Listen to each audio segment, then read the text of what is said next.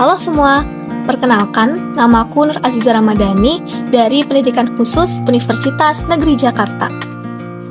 Pada kesempatan kali ini, aku ingin menyampaikan mengenai materi implementasi teori operant conditioning pada anak autisme. Sebelum masuk ke materi, kita harus mengetahui dulu pengertian dari modifikasi perilaku dan juga autisme. Pengertian modifikasi perilaku sendiri adalah upaya terstruktur untuk mengubah atau membentuk perilaku individu. Lalu, pengertian autisme ialah gangguan perkembangan yang kompleks dengan ciri kesulitan interaksi sosial dan komunikasi, serta perilaku repetitif dan juga terbatas. Kira-kira siapa ya beliau yang ada di foto ini? Jadi teman-teman, beliau ini bernama Burrhus Frederic Skinner.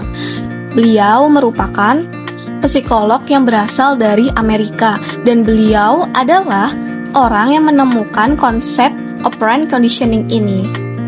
Sejarah dari teori operant conditioning ini dimulai ketika Skinner melakukan eksperimen yang ia namai Skinner Box, yaitu hewan atau tikus ditempatkan di dalam sebuah kotak.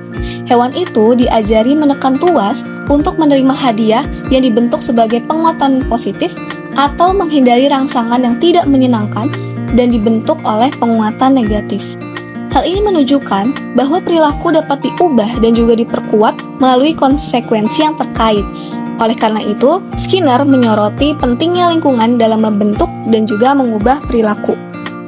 Nah, sekarang teman-teman bisa lihat prinsip-prinsip dari operant conditioning ini yang ada reinforcement dan juga punishment. Reinforcement sendiri merupakan penguatan dan juga punishment merupakan hukuman.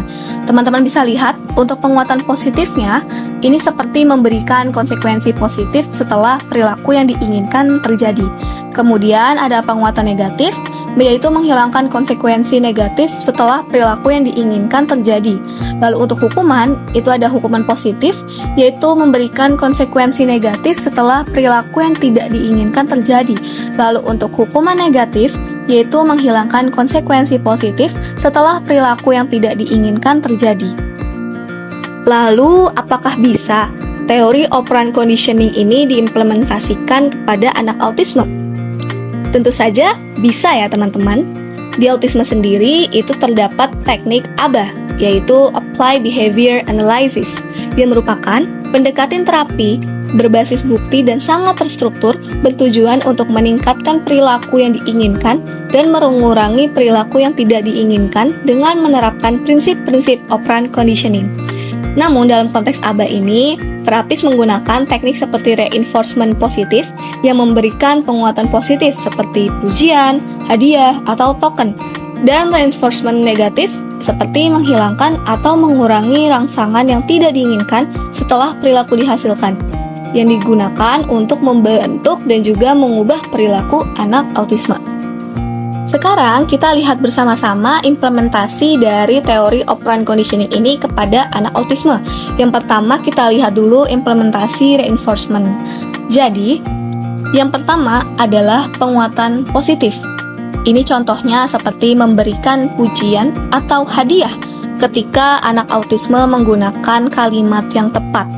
Lalu ada contoh penguatan negatif, seperti mengabaikan perilaku agresif anak autisme dan memberikan perhatian ketika anak berperilaku tenang. Selanjutnya, ada contoh implementasi teori operant conditioning kepada anak autisme dengan implementasi punishment. Yang pertama, ada hukuman positif, seperti memberikan teguran atau time out ketika anak autisme melakukan perilaku yang tidak diinginkan.